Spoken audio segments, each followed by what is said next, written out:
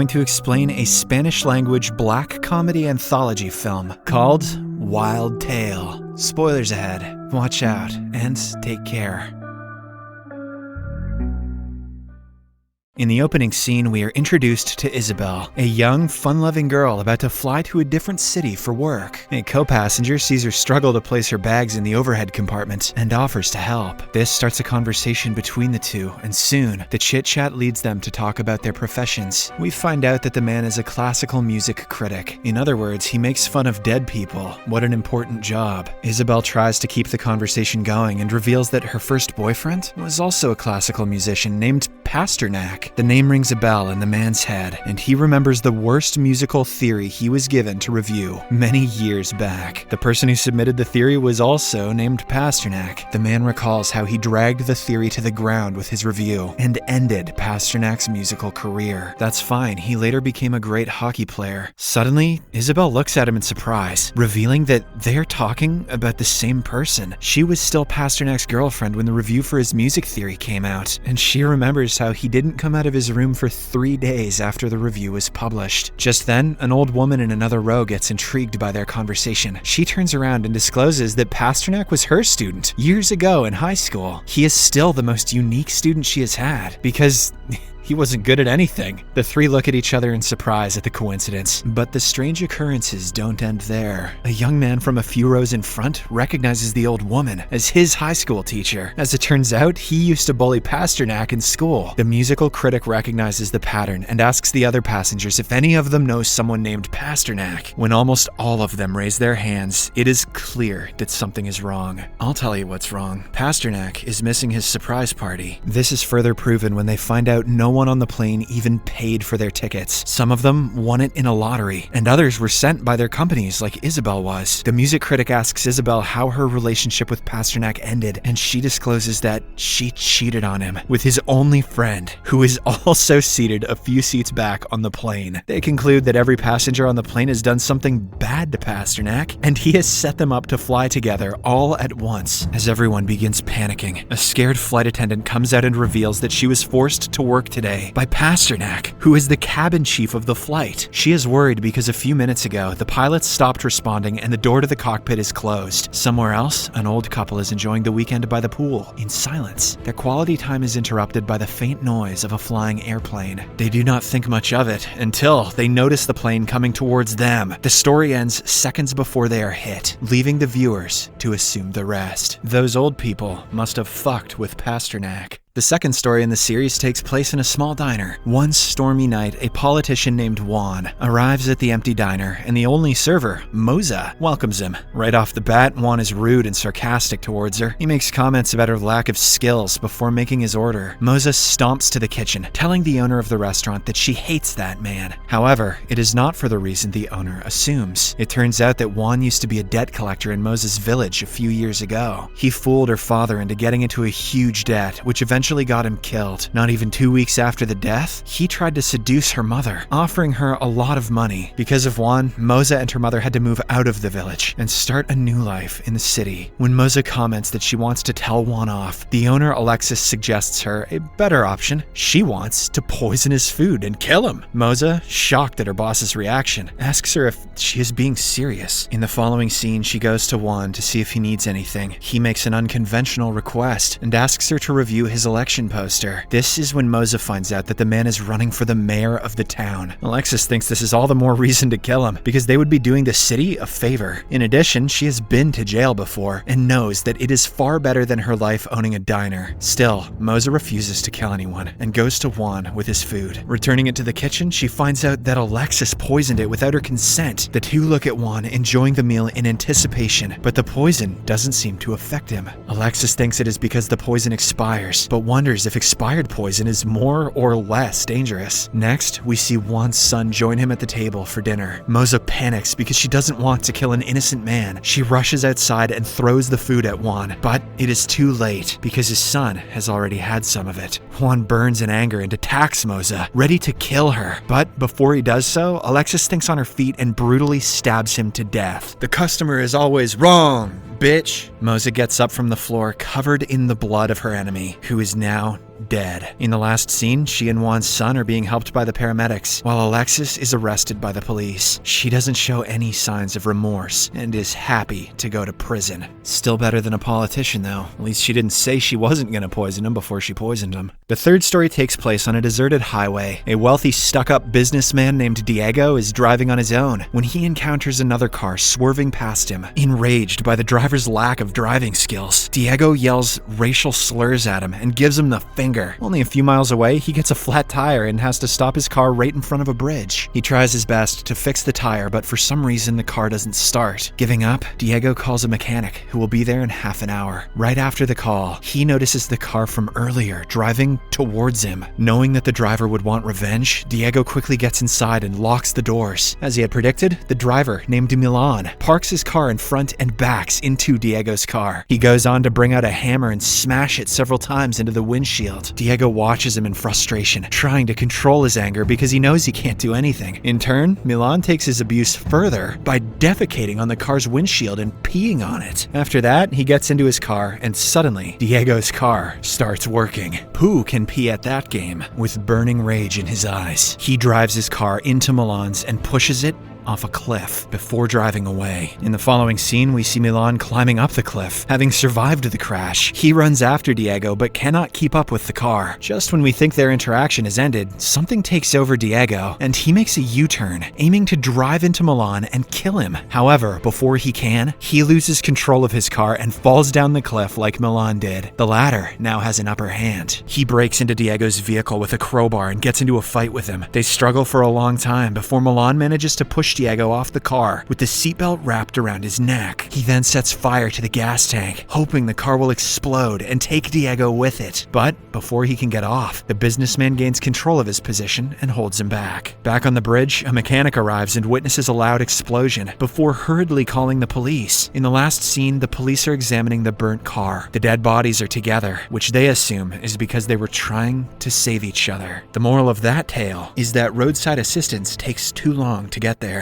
The fourth short film is about an engineer named Simon. One day after work, he goes to a bakery, excited to buy a cake for his daughter's birthday. On his way out, Simon notices his car is missing and finds a parking ticket on the ground. It turns out that he parked in a restricted zone, which he could have never known because the curb isn't painted yellow. Even though he is getting late for the birthday party, he decides to go to the DMV office first to file a complaint. To his utter disbelief, he is asked to pay the parking and the towing fee before he can make a complaint about the unpainted curb.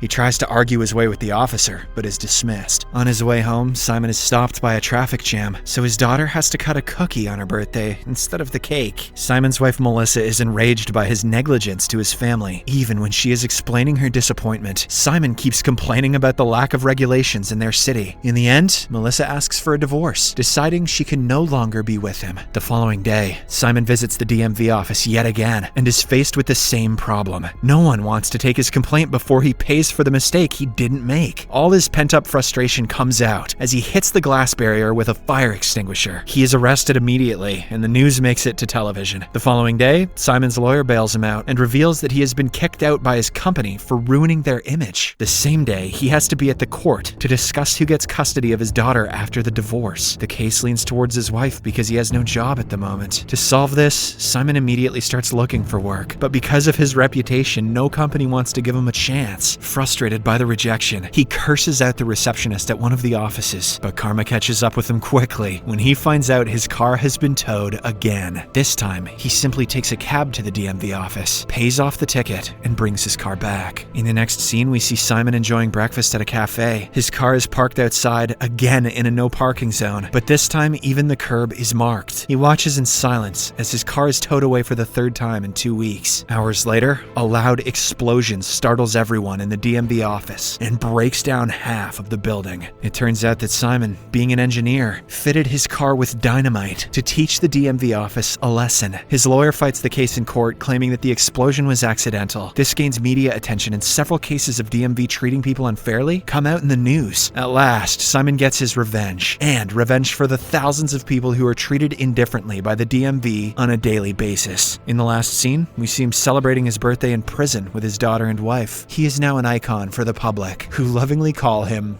dynamite. The moral of that one is, if you got a problem with the government, just skip straight to the killing. The fifth story starts at the break of dawn, when a young man named Santiago drives home from a club. He goes straight to his parents' room and wakes them up in a hurry. A few hours later, they are watching the news on the television about a hit-and-run case. It is revealed that Santiago accidentally hit a pregnant woman with his car and killed both the mother and her unborn baby. These are getting darker as they go, aren't they? Santiago's father, Romino, is a wealthy businessman, willing to do anything to save his son from going to jail. The family of three panics and calls their lawyer, telling him everything that has happened, and the man promises to get them out of the situation. They are well aware that the police will find the car sooner or later, hence there is no benefit in staying quiet. The lawyer is brainstorming ideas when suddenly his eyes land on the housekeeper Jose working outside in the garden. In the next scene, Romino and Jose are sitting in front of each other in his study room. A worried Romino tells Jose everything about the accident and offers him $500,000 to take the blame for his son. If Jose accepts the offer, the lawyer swears he will get out of prison in less than a year. In addition, his family will not have to worry about money a day in their life. Jose accepts the offer without thinking about it twice. Next, the lawyer takes him to the wrecked car and makes him leave his fingerprints all over the steering wheel. He is also asked to drink a bit of whiskey to make the story seem legitimate. The police arrive right after, and the lawyer tells them the made-up story. Jose also admits to the crime, but the sheriff insists on looking at a few more pieces of evidence before arresting him. He asks Jose to get inside the wrecked car, and instantly notices the mirrors are arranged in such a way that he cannot see through them. This means that someone way taller than Jose was driving the car. Seeing that the truth is about to come out, the lawyer bribes the sheriff and brings him to their side. Romino is told that he will have to pay them a few $1,000,000 to get out of the situation. Even Jose demands for an expensive apartment, annoying his boss. The four men gather in Romino's study room to talk about their cuts. They try to take advantage of the situation he is in, demanding an absurd amount for different reasons. Suddenly, Romino loses interest in the matter and tells everyone to get out. He is ready to let his son go to jail then to fulfill their demands. The others think he is just bluffing, but when he goes into his room and locks the door, it is clear that he wants to end the deal. A few hours later, a crowd is gathered outside the house, having discovered where the killer lives. Romino's wife tries to convince him otherwise, but the man remains adamant. Then, the lawyer comes to him with another deal, demanding only $3 million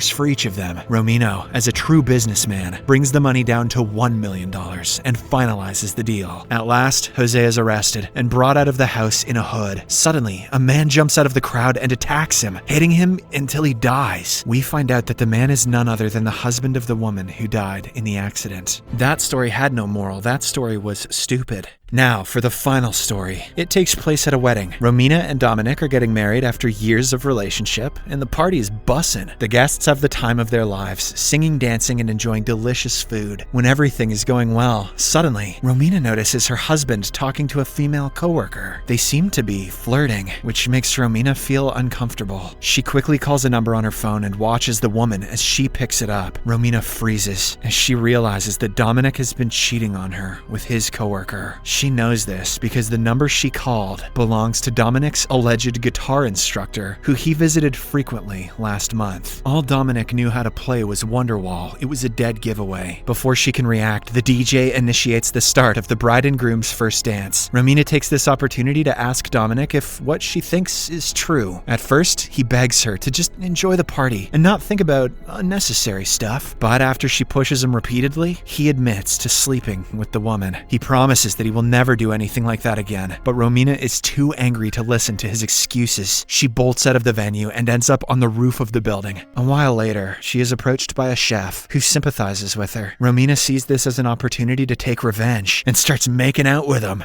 Boner appetit. When Dominic arrives, he sees his wife and the chef making love. Romina shows no regret and instead threatens Dominic that she will take all his property and leave him with nothing. Dominic falls to the ground vomiting, giving her an opportunity to go back to the party. She acts like nothing happened in front of the guests and asks them to enjoy themselves. The party is filled with laughter and dances once again. A while later, Dominic arrives and is pulled onto the dance floor. Before he knows it, Romina is pulling his mistress to dance with her. She goes absolutely manic and throws the woman into a glass door in the middle of the dance. In the next scene, the paramedics are on the scene, taking care of the women. Romina still acts like nothing is wrong and hurries her friends to start the wedding games they had planned. Dominic finally loses his cool and and yells at her in front of the guests. His mother takes it further and attacks the bride before being pulled away. The doctors sit everyone down to measure their blood pressure, trying to calm the situation. Just when the guests think the chaos has ended, Dominic gets up and holds a knife. He surprises everyone by cutting the wedding cake and taking a huge bite of it. Shit, Dominic, I thought you were watching your calories. At last, he walks up to his bride, spreading his arms for a wedding dance. To everyone's surprise, they start making out on the middle of the dance floor. When things start getting steamy, they leave the venue quickly, leaving the newlyweds by themselves. The movie ends as the two make love on the table that was supposed to be for their cake. Subscribe for more videos like this, turn on notifications, and leave a like to help the channel out. Thank you for